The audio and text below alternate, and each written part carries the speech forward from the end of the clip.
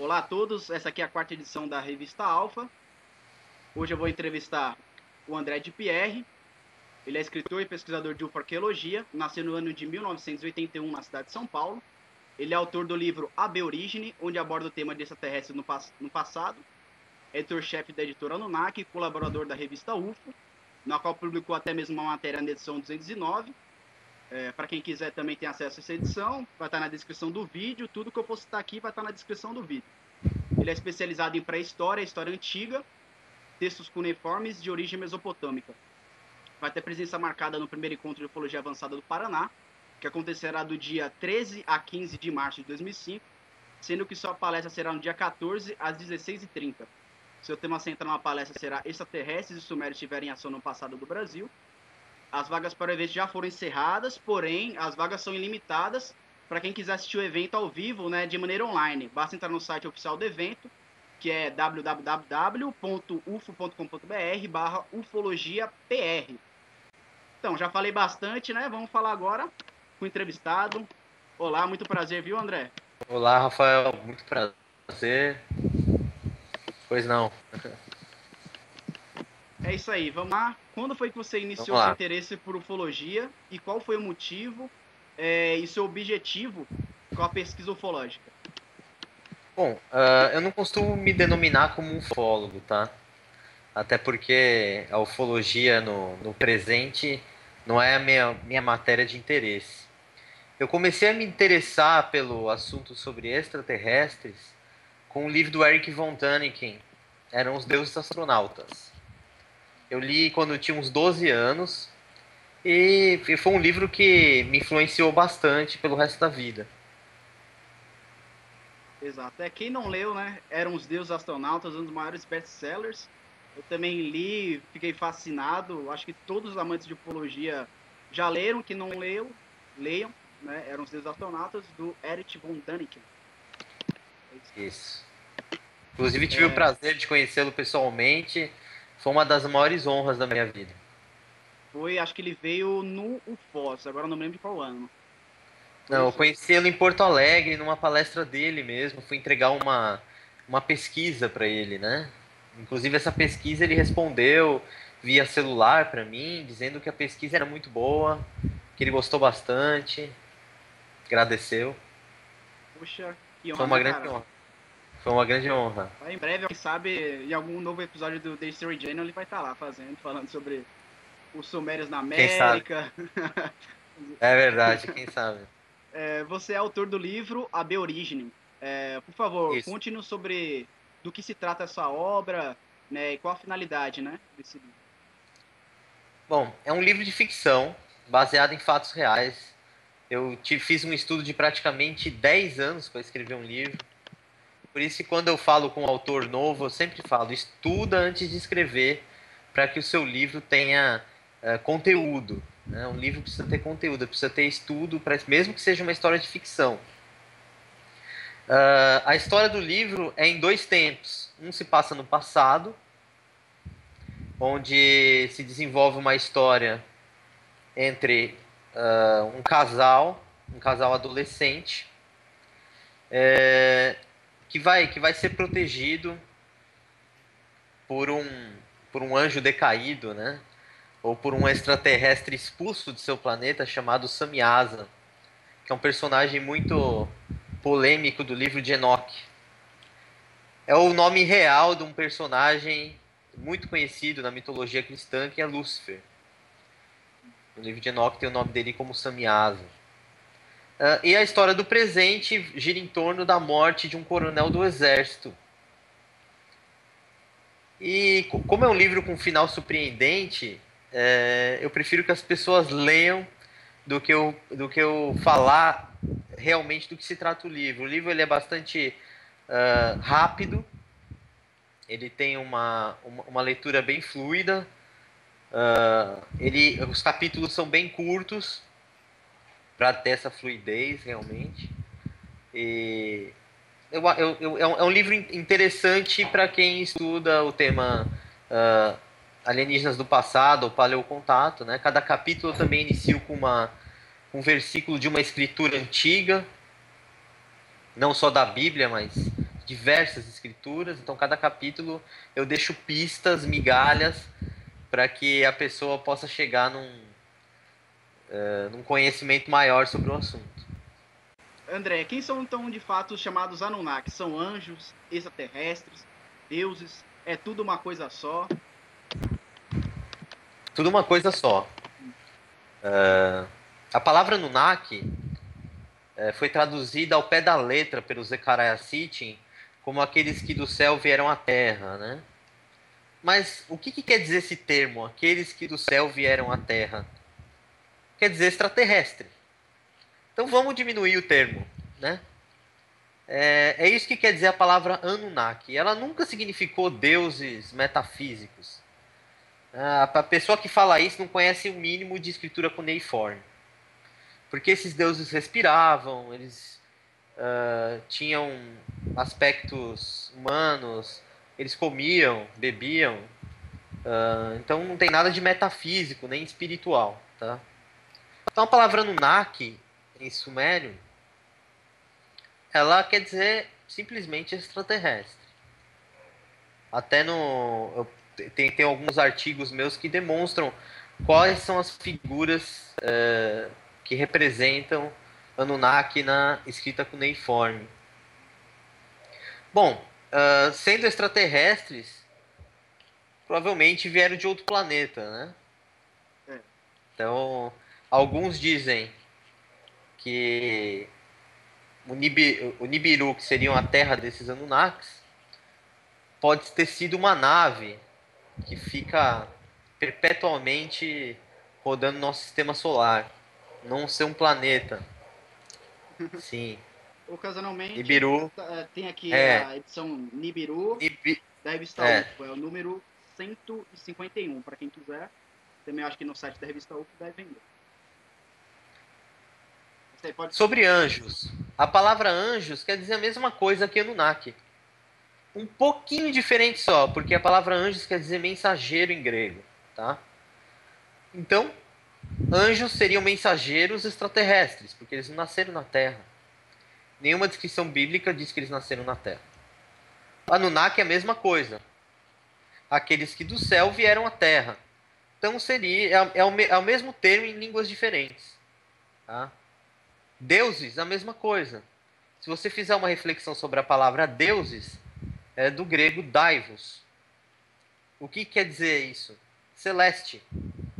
Ou seja, o que é celeste não é terrestre, é extraterrestre. A palavra celeste quer dizer do céu, ou seja, extraterrestre. Então, tem o mesmo significado, as três palavras. Tá? É que hoje em dia, quando falam a palavra Deus, deuses, a pessoa não conhece a etimologia da palavra. O significado para o antigo não era o mesmo que para a gente. Agora, sobre Anunnakis, descrições, né? É melhor ler os livros do Zecharia Sitchin, porque eu mesmo nunca encontrei descrições muito boas sobre Nibiru, por exemplo, nas tábuas sumérias, apesar de ter pesquisado bastante nas universidades estrangeiras, internacionais, não encontrei muita coisa sobre Nibiru. Certo, Zachariah Sitchin foi um dos maiores também pesquisadores, foi, acho que, pioneiro e quem levou a história tanto dos Anunnaki, né, quanto de Nibiru, né, para todos e foi amplamente divulgado, né? Sim. Você defende a teoria que os sumérios teriam chegado à América, ou melhor, você defende a teoria de que os sumérios teriam alcançado terras brasileiras. Como você chegou a essa informação e quais são as reais evidências e provas que comprovam este fato? Certo. Eu cheguei a essa conclusão através de historiadores, primeiramente historiadores brasileiros, do fim do século XIX, início do século XX, onde eles já descreviam a presença dos fenícios na América, junto a sacerdotes sumérios. Então eram expedições fenícias, mercantis, só que elas eram lideradas por sacerdotes sumérios. Isso na descrição dos historiadores dessa época, os historiadores brasileiros. Ou seja, tinha duas missões. Uma missão fenícia de comércio e uma missão suméria de educar os nativos. Bom, evidências. Nossa, muitas evidências. Iniciando pelo Plato del Chanco, que foi encontrado na Bolívia, próximo ao lago Titicaca. Ele é chamado assim na região e é mais conhecido como o efluente magna das Américas. É um prato onde tem escrita cuneiforme dentro. A pessoa não precisa nem conhecer muito a escrita cuneiforme para olhar e ver o que está escrito ali. É só bater o olho que você vê palavras como Enki, como Anu. É bem simples de você detectar que o que está escrito em sumério, acadiano do período Ur-3, né? Na verdade, você consegue identificar até que período que prato aquele foi feito, quando aquele prato foi feito. Ur também tem uma Também tem, cidade na Bolívia que se chama Ur, se não me engano. sim, chama Urutipaia. A cidade de Ur, na verdade, era chamada de Uru, né? Nos tempos antigos.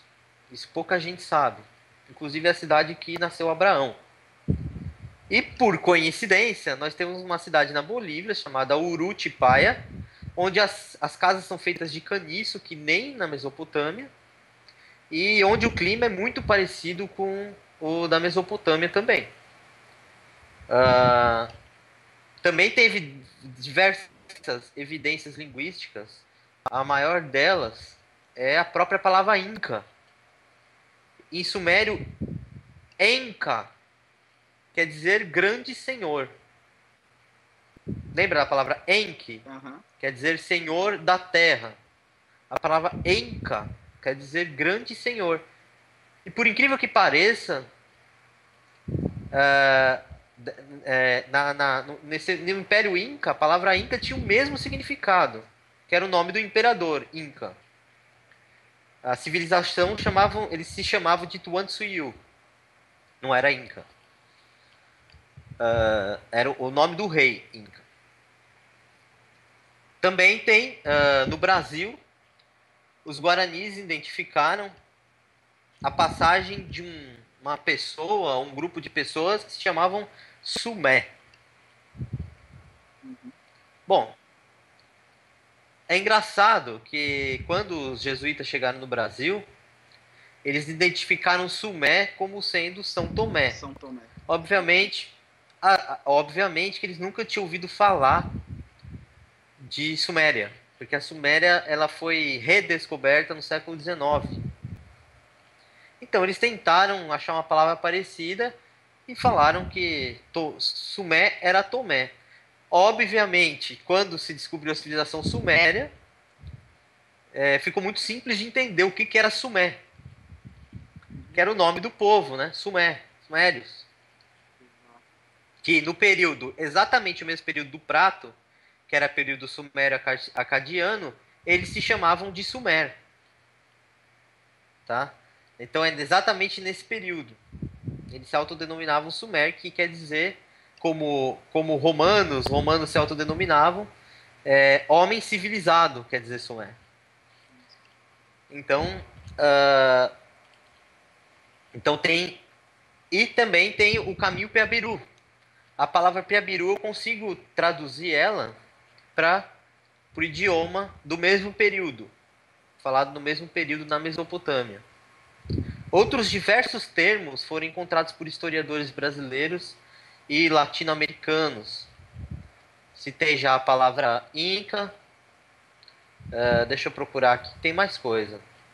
Tem a própria palavra Inc. Tem a palavra Ori.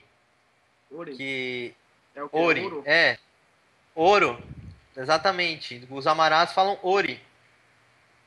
Como se falava na Suméria. Idêntico. Eles também falavam os Ori. Anunnakis teriam vindo para a Terra atrás de ouro. Isso, exatamente. Daí a gente começa a fazer uma conexão com os Anunnaki. né? Exato. Por que eu falo os Anunnaki? Porque Anunnaki já é plural. A gente vê títulos de livros, deuses Anunnakis. Não precisa pôr, por favor, não ponha no plural, é no singular. Anunnaki já é plural. Pronto. Os Anunnaki, eles teriam participado dessas expedições, obviamente, e a descrição que os Guaranis e outros nativos da América dão para o país Sumé é exatamente a descrição dos Anunnakis e não dos Sumérios. Dizem que eram homens mais altos que o normal, com longas barbas, etc, etc, etc. Toda aquela descrição que a gente tem dos quadros assírios, né, é dada pelos nativos da América sobre o pai Sumé, que ele não é só falado pelos Guaranis, é falado pelos Tupis, até pelos Incas também ele é conhecido. Os Incas, eu acho, não sei se eu estou errado, ele é conhecido como Chumé. Isso, exatamente. E também o que é importante a gente frisar uma coisa aí. Muita gente acha que depois a gente vai até falar do caminho Peabiru, né? Sim. Mas que o caminho Peabiru foi construído pelos Incas. Mas os próprios Incas dizem que quem construiu o caminho Peabiru não foram eles. Então a gente conversa sobre isso na hora correta. Então, o que de fato é o caminho Peabiru? Bom, o caminho Peabiru, eu costumo dizer que ele era uma realização tão grande quanto a muralha da China, né? Ele era um caminho de 3.000 quilômetros que ia de São Vicente até Cusco. Ele ultrapassava matas, rios gigantescos, montanhas, né? Todo tipo de acidente natural. E eram estradas que tinham ramificações, né?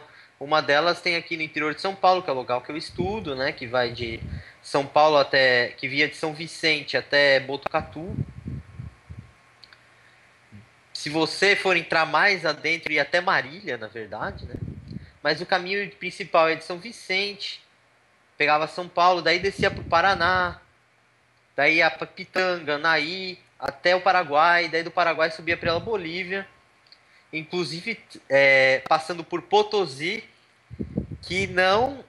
Eu não sei se você lembra que o sacerdote sumério, que eles chamam que era o rei sumério, mas não era, era o sacerdote sumério, se chamava Patesi. Olha o nome da cidade mais É. importante da Bolívia, E, Potosí. e Potosí, se eu não me engano, também é a cidade do ouro. Exatamente. Incrível, É né? muita A semelhança. coincidência, né? É muita É, coincidência. muita coincidência. E o caminho Peabiru também passava, é um dos locais principais, era Potosí. E também Cusco, que era o final do caminho. Só que de Cusco ele também tinha uma ramificação que partia até o Oceano Pacífico. Então, outro dia, né, eu vi uma notícia de que finalmente, nos tempos modernos, construíram uma estrada que ligava o Atlântico ao Pacífico aqui na América do Sul. E esqueceram do caminho Peabiru, né, que era pré-colombiano, muito mais antigo que essa estrada, né, e já ligava o Atlântico ao Pacífico através dessa estrada.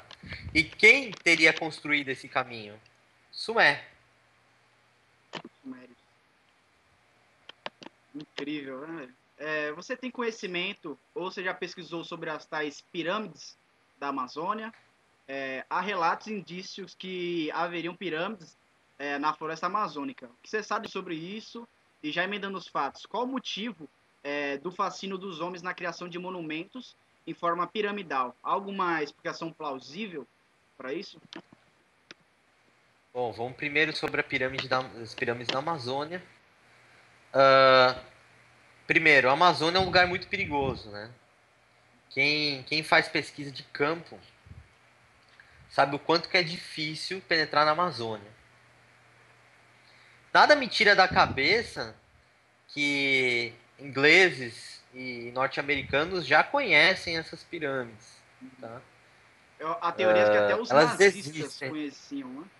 Sim, sim, elas são de conhecimento,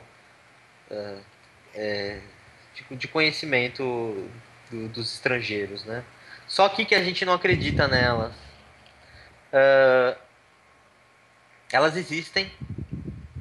Inclusive eu descobri um alinhamento geográfico que aponta para essas pirâmides. Só que eu, como sempre falo nas minhas palestras, eu não iria lá pessoalmente por ser uma pessoa muito realista. Eu acho que é muito complicado. No momento vai se fazer uma expedição com drones. Eu acho que seria uma opção muito melhor É boa opção. com drones, para identificar os locais exatos dessas pirâmides. Segundo o livro As Crônicas de Akator, que do falecido Karl Brugger, são várias cidades, né? Tem uma cidade que é próxima ao Peru, uma que é próxima à Venezuela e uma na região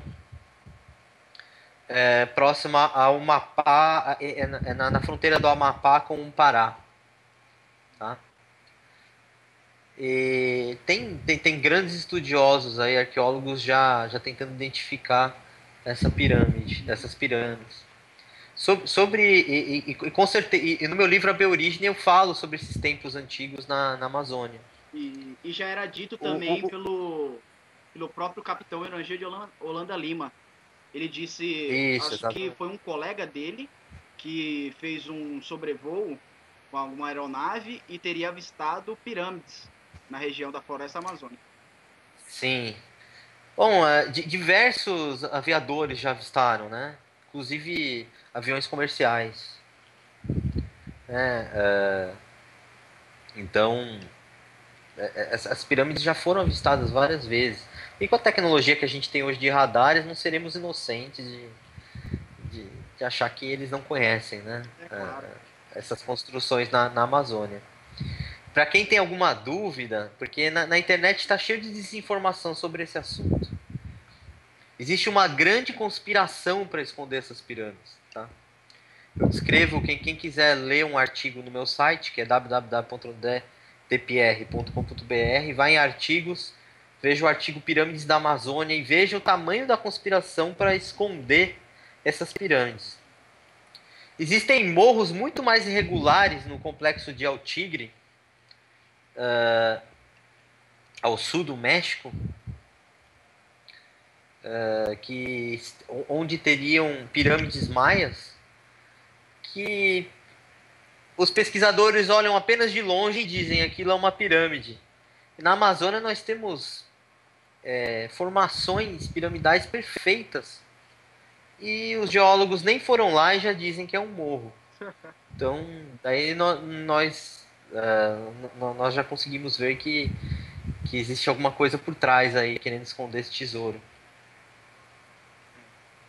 Sobre as formações piramidais pelo mundo, existem várias teorias, né? Tem teorias mais esotéricas. Bom, segundo a história prosaica, que eu chamo, que É, quer dizer banal, é aquela que está no livro de história, que é ensinado no ensino médio, isso, fundamental. aquela no livro do Mac, ela diz que essas pirâmides não tem nada a ver uma coisa com a outra, né? É uma coincidência, uma coincidência. Todo mundo decidiu fazer pirâmide e pronto. É óbvio que essa explicação é ridícula. Só tinha um pedreiro, só sabia fazer só em forma de pirâmide. É, isso, exatamente, só em forma de pirâmide, exatamente. Existem várias explicações. Tem a história da Atlântida e de Mu, o continente de Mu ou Lemúria, seriam continentes que afundaram na época de um grande cataclismo na Terra, que eu acredito que tenha sido no final da última era do gelo, né, mais ou menos 12 mil anos, o que o pessoal chama de dilúvio. Cada nação fala, cada povo antigo chamava de uma forma, né? Até porque em cada parte do mundo teve um efeito esse cataclismo. Então dizem que esses sacerdotes desses continentes fugiram com astrólogos que guiavam os barcos e construíram essas pirâmides em cada ponto do mundo. Tem a teoria dos alienígenas do passado, né, que o paleocontato, que fala que as pirâmides eram de instrução extraterrestre, né? Mas nunca foi dito no Alienígenas do passado que, o Eric Von Däniken, o Zé Caralho, nunca falaram que essas pirâmides foram construídas por extraterrestres. Elas simplesmente disseram que os arquitetos foram extraterrestres, até porque na antiguidade não tinha universidades para treinar arquitetos e engenheiros de construção de pirâmide, né? Você tem lá a pirâmide perfeita de Keops, que chama de Khufu, ou Keops, que falam que é um nome errado, né? Vamos chamar de grande pirâmide de Gizé. Perfeita daquele jeito, e cadê? Cadê o estudo? Cadê as universidades? Cadê o conhecimento humano sendo passado de uma pessoa para outra? Quer dizer, o cara teve uma ideia e construiu perfeitamente. Então, é absurda essa ideia. Para quem tem um pouco de raciocínio raciocínio crítico, vai achar absurdo, né? Essa ideia de que foi construído tudo carregando pedrinha nas costas. Então, agora, aqui na América do Sul, no Peru, nós já temos construções mais titânicas, né? Que realmente são inexplicáveis.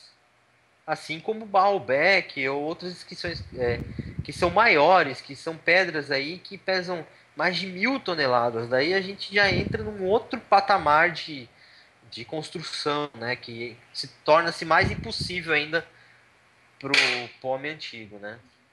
E também há pirâmides na Europa, se eu não me engano, na Bósnia e Herzegovina. Isso, na Bósnia,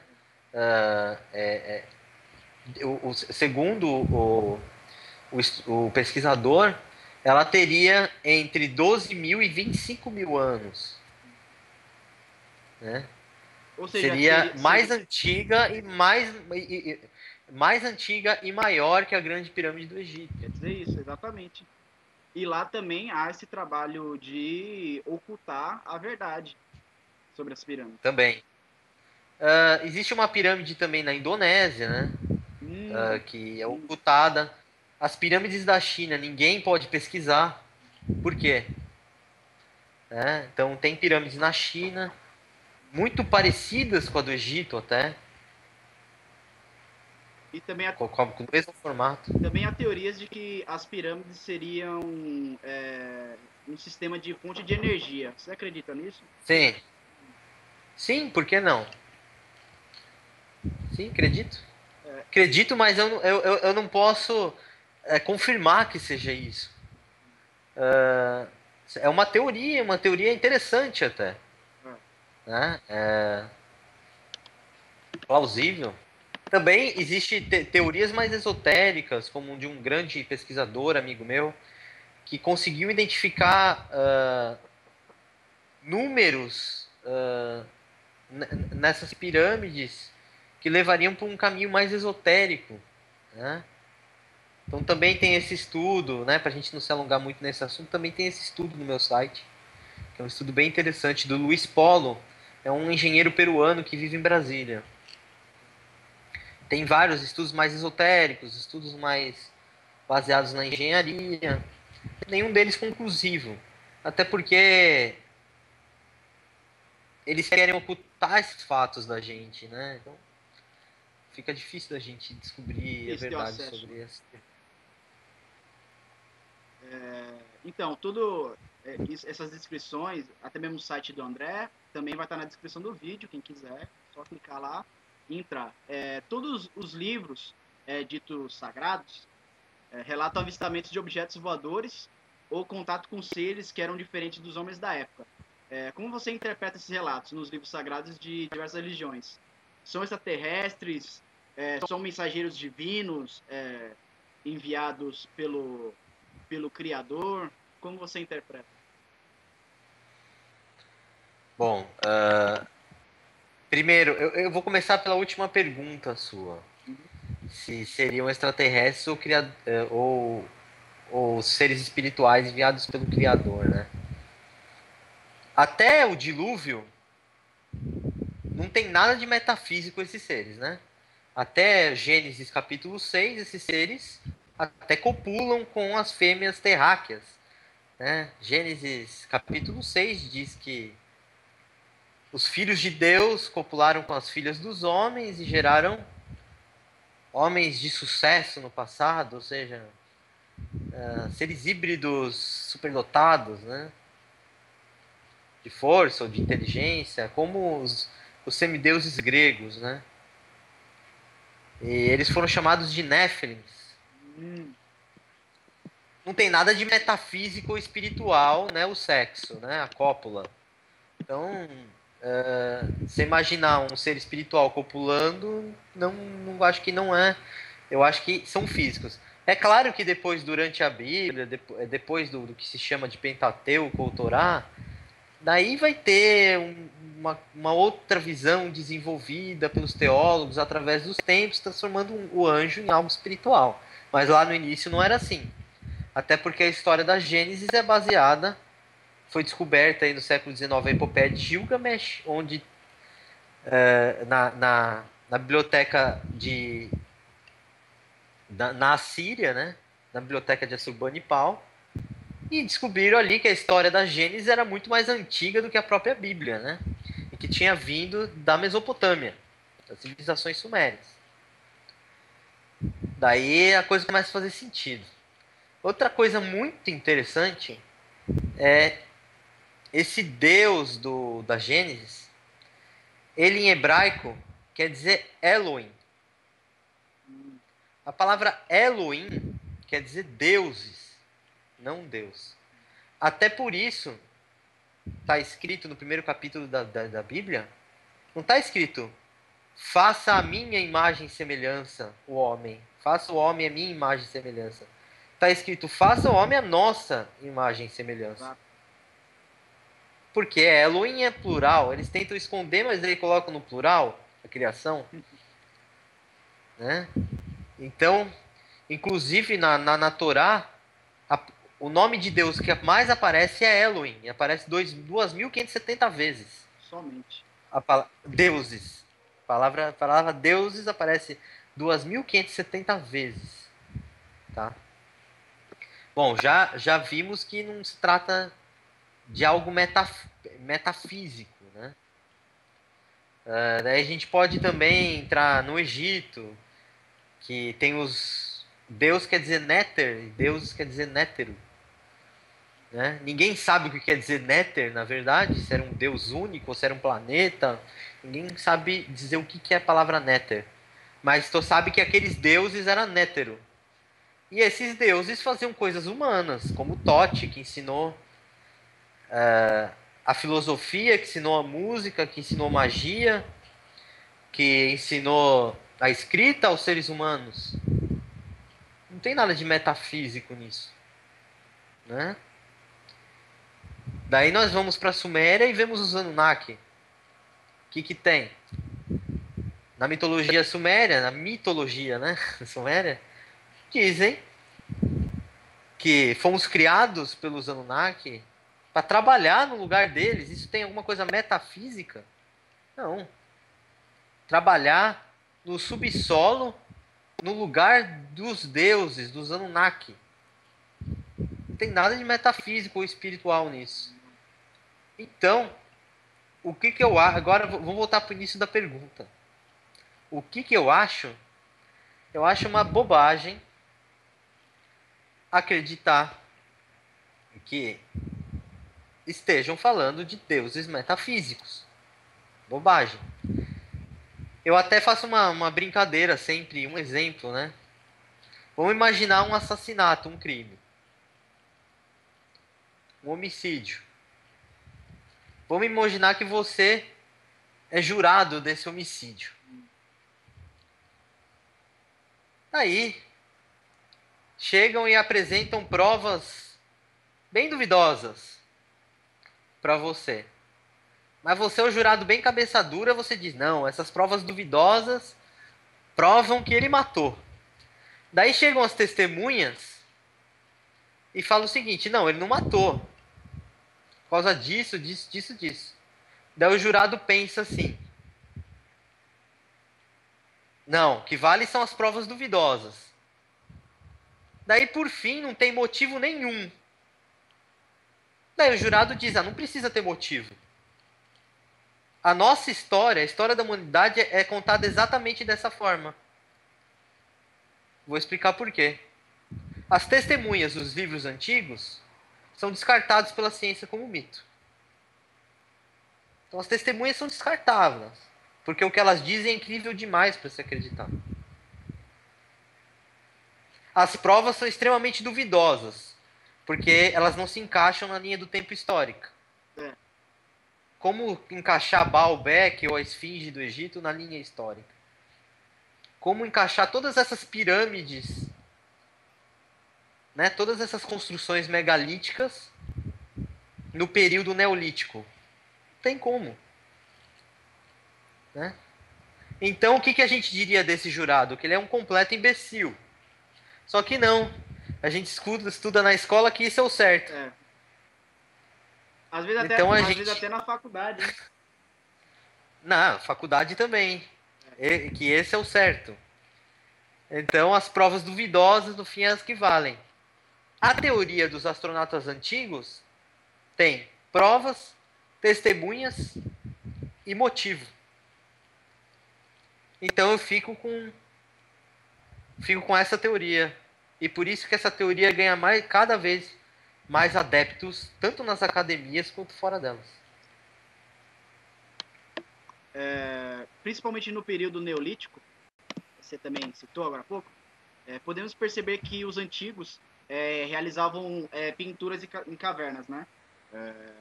Principalmente na França, Espanha, Itália e Argélia, as chamadas artes rupestres, de seres estranhos, representações astronômicas, né, e até mesmo do que parece ser de aeronaves. O que você acha desses fatos? Você acredita que somos contactados por extraterrestres desde os tempos remotos? Há alguma explicação em que a história prosaica responde?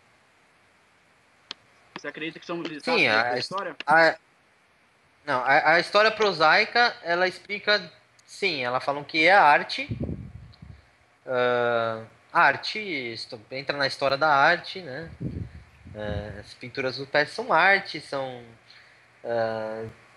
sei lá, eles fumaram muito ópio, usaram alguma droga e escreveram espíritos e coisas assim, que é mais fácil de explicar, né?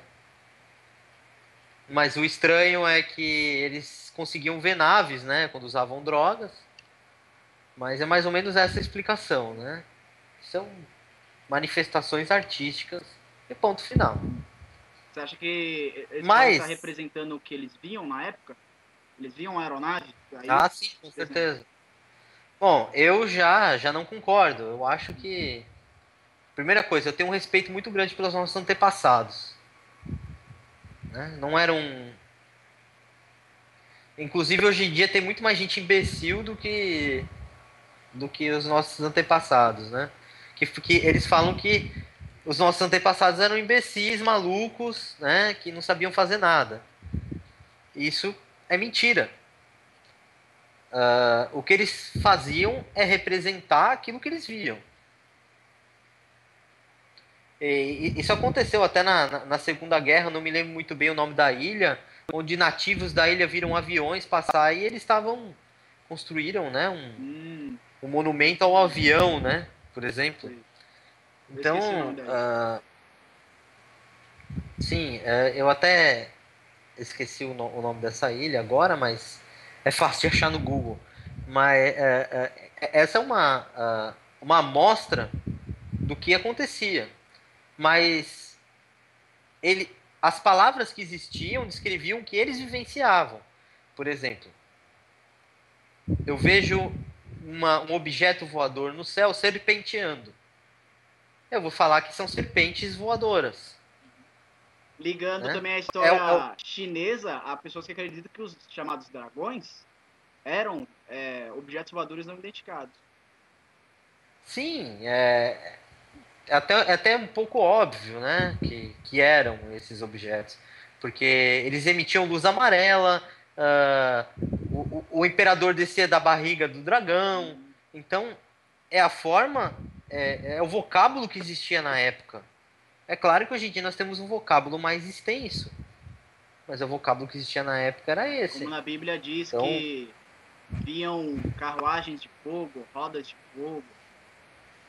isso, tem a passagem de Elias, né, que foi levado pela carruagem de fogo. Enoque. Tem as histórias tem a história das nuvens. Só que o mais engraçado da história das nuvens na Bíblia é o seguinte: em hebraico, nuvem tem o mesmo significado de fumaça, ok? Então eles sabiam muito bem diferenciar o que era uma nuvem e o que era um objeto. Eles jamais iriam falar que alguém veio voando na fumaça. Então o que existiu foi um erro de tradução aí, ok? Provavelmente foi mudando em tempos em tempos, e nuvem é uma palavra grega, né? Que tem a sua etimologia vinda do grego, e não tem nada a ver com os hebraicos, né? Os hebraicos sabiam que era fumaça. Então eles não iam falar que algum ser veio na fumaça, como no caso de Ezequiel, né? E etc. E de Enoque, você conhece a história? Assim, basicamente o meu primeiro, o segundo livro que eu estou escrevendo é basicamente todo voltado para o livro de Enoque. Eu já li muitas vezes o livro de Enoque. Samyaza é o chefe do que chamam os de anjos decaídos, mas no livro de Enoque está escrito sentinelas. A gente pode até fazer um paralelo com a palavra sentinela, com a palavra hoje em dia Illuminati, ou olho que tudo vê. Né? São sinônimos, tá? Ou como nos testemunhos de Jeová chamam sociedade torre de vigia, a torre que vigia, né? Então, no livro de Enoque está descrito quem são essas sentinelas. E essas sentinelas, esses seres, eles ensinaram coisas aos humanos.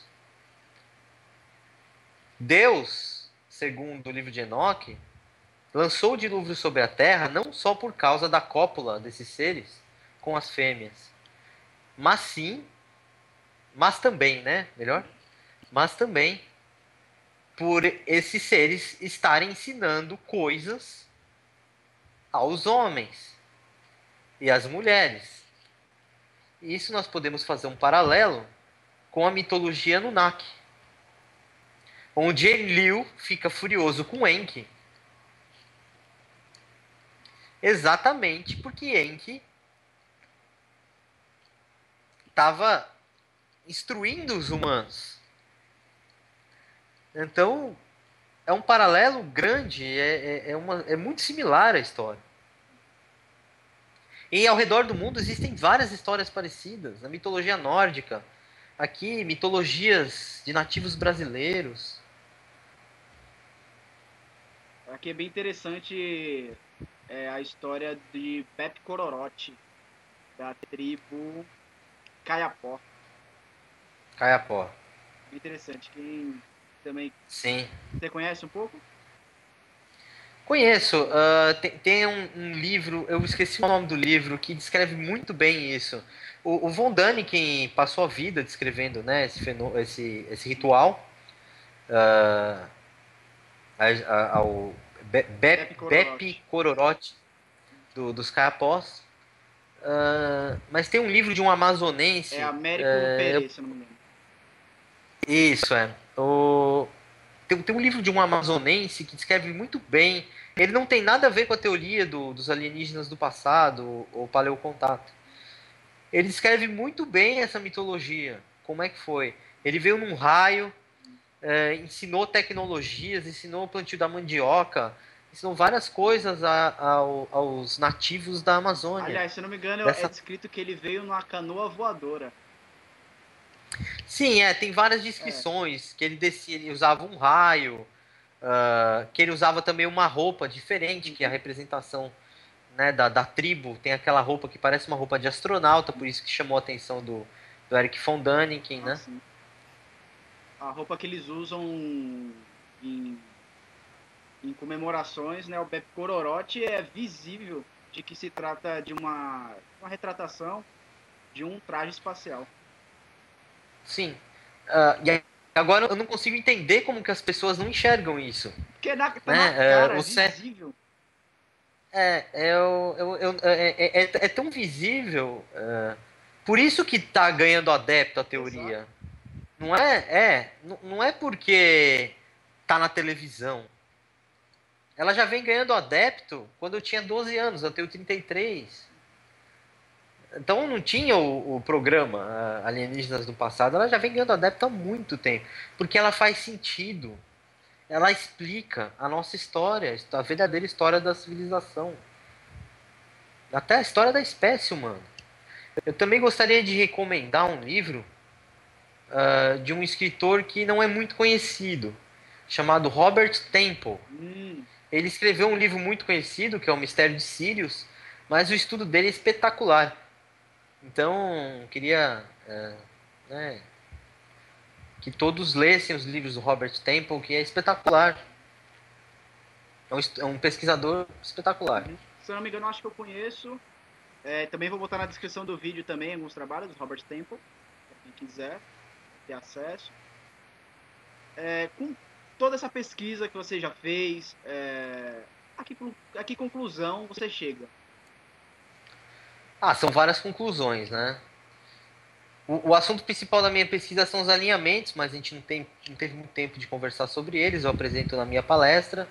É um alinhamento geográfico, tá? O von Däniken outros pesquisadores, o von Däniken já tinham identificado isso na Grécia, que as cidades eram alinhadas. Eu descobri um alinhamento assim no Brasil, entre 3 sítios arqueológicos, e que apontam para vários lugares do mundo. Tem outros pesquisadores brasileiros estudando esses alinhamentos também. Então, queria só falar o ponto principal da pesquisa. A conclusão que eu cheguei é a seguinte. Primeiro, o mundo antigo não era isolado. As comunidades elas não eram isoladas. Tá? As sociedades ou civilizações. Você acredita que todos tinham um contato? Sim, sim. Sim, com certeza Já era absoluta. globalizado já o mundo. Sim, não com o termo que a gente conhece hoje, né? Internet, telefone, etc. Mas já existia um contato mundial. Para mim é muito óbvio e eu não sei porque os historiadores escondem que a capacidade de navegação desses povos antigos, que era maior do que os povos dos povos da Idade Média. Né? Os fenícios construíram barcos de 300 metros que cabiam 800 marinheiros, né? De madeira daquela floresta do Líbano, que eu esqueci o nome, que o Zechariah cita bastante, é madeira maciça. Então esse barco era maior que uma caravela. Né?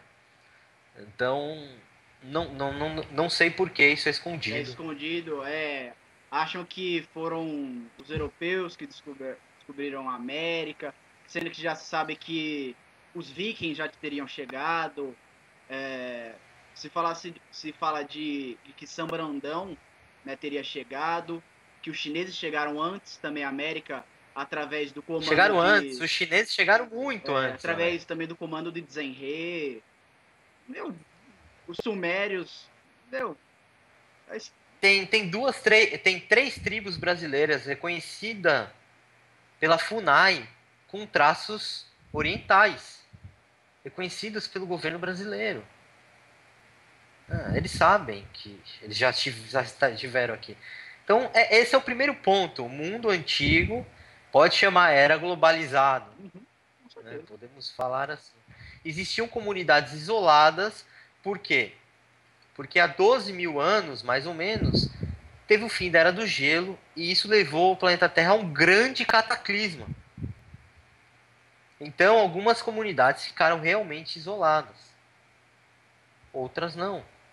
Outras tinham tecnologia que existia antes desse grande cataclisma, que também é um assunto bem interessante para a gente conversar em outra entrevista. O que existia antes desse cataclisma, né? Existiam civilizações ou era das cavernas, né? Arrastando mulheres pelo cabelo e com tacape, né? Com tacape na mão, né? Trogloditas, como dito popularmente, né? Será que era isso que existia, né? Não. Será que era isso? Uh, Outro ponto importante é que no Brasil existe muito lugar para se trabalhar na área de arqueologia e da ufoarqueologia. Tem muita coisa por aqui e que não foi descoberta. Exato. Então, quem tiver afim de trabalhar com isso, pode entrar em contato, né? É claro que tem que ter alguma experiência em expedição, um bom preparo físico, etc, né? Porque não é fácil. Não é. Então, o Brasil realmente é rico em construções antigas, em templos ainda não encontrados, estátuas, etc.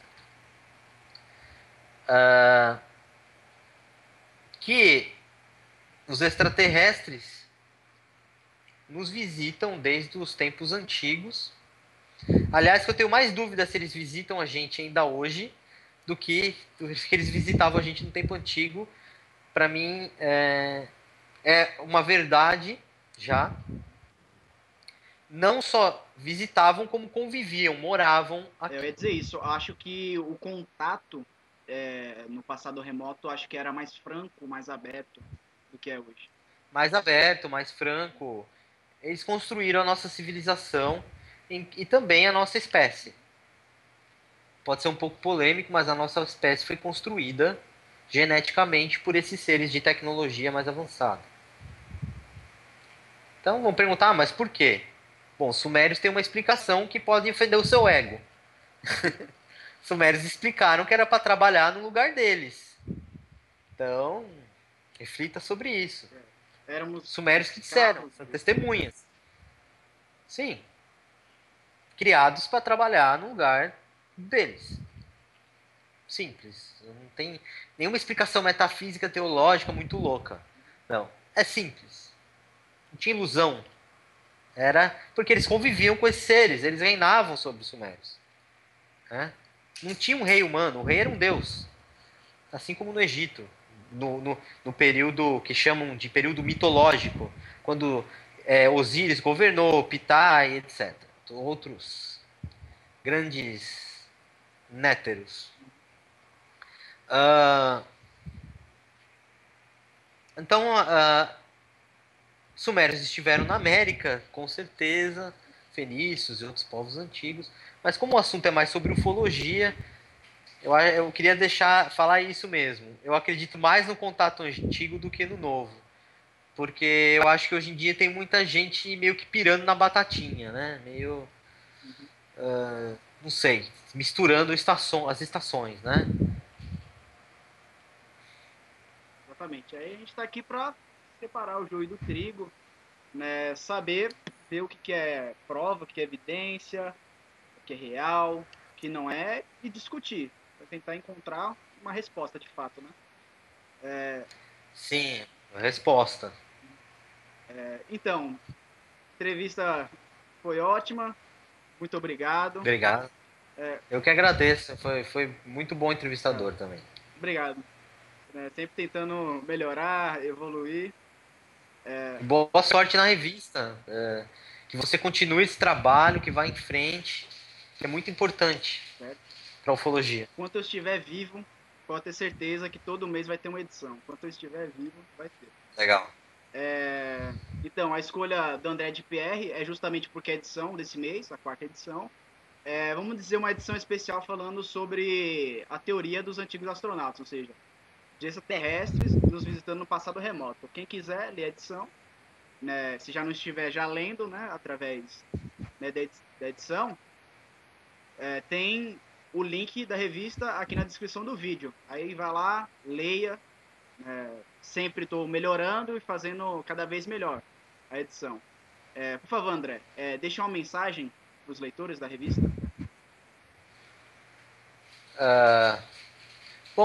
Continue estudando, né? Continue acompanhando quem está pesquisando também. Separem o joio do trigo, como disse o Rafael. Tenham um pensamento crítico para poder analisar, né? A minha esposa sempre diz uma coisa interessante que eu queria deixar no ar aqui. Todo mundo, no fundo, sabe o que é certo e errado. Uhum. O que é verdade ou não é. Todo mundo sabe. Não, siga a sua intuição. Perfeito. É isso aí. Muito obrigado. Essa foi mais uma edição da Revista Alfa. Até logo. Em breve nos vemos de novo. Parabéns, Rafael, que a revista Alfa vai ser um grande Com sucesso. certeza. Obrigado, viu?